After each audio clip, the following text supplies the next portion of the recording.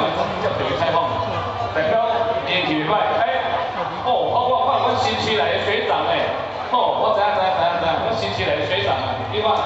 追星追到国家嘛，你看讲高金素免费来哦，一堆人啊，阮中经理的我相信许多听讲高金素免费来哦，外中又报名，你敢知影？我等嘛，我们直接在主委员问他也可以报名一下吗？他如果说好，那我就可以报。